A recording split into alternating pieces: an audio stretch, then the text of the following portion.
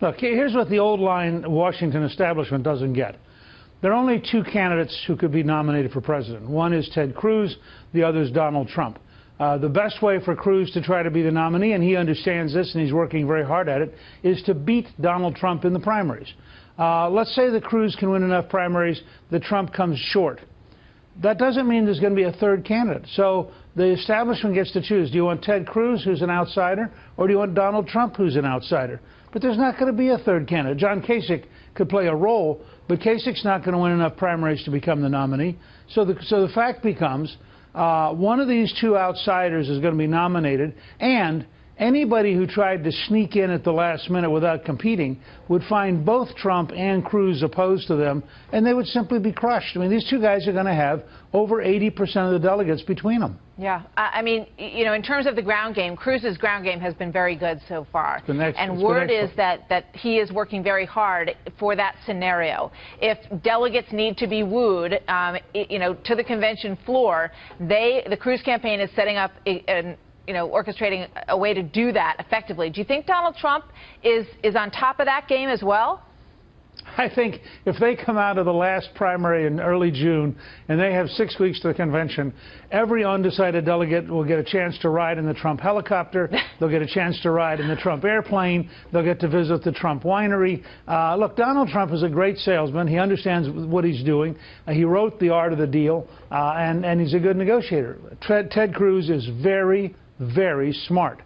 You'd have a very healthy competition between these two guys. But my point to the Washington establishment is they don't have a third choice. There's not going to be some magic done with delegates. Those delegates are Americans who know what they're doing. They're going to be wired together by social media. They're going to have a chance. I mean, can you imagine if you were the last delegate who was the deciding vote? You know, Donald would call and say, how'd you like to come down to Florida for a couple of days with me? Cruz would call and say, have you ever seen all of Texas? I mean, you would be wined and dined like nobody in American politics. And they say there are no more brokered conventions, right? You know, in terms of the final process here, if it gets sort of, you know, what do you think of the Erick Ericksons of the world right now who are meeting in Washington, and John Boehner, who's throwing out Paul Ryan's name in this process? What's your message to them? Have fun. It's an amusing parlor game. It has no meaning in the real world, but if it makes you feel better.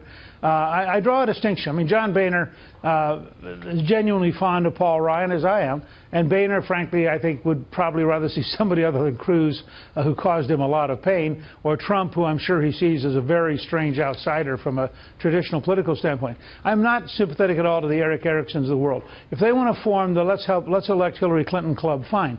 But they ought to be honest about it. Any effort to help anybody but the Republican nominee helps Hillary Clinton. And if you think giving Hillary Clinton the Supreme Court, having Hillary Clinton run our foreign policy, having Hillary Clinton support the unions to continue ruining our children in schools, if you think that's acceptable, then do it. But Erick Erickson's not playing a risk-free game. It's not like there's some pure middle way. If he does not support the Republican nominee, he is functionally supporting Hillary Clinton in the general election. Newt, thank you. Always good to talk to you, sir. We'll see you next time.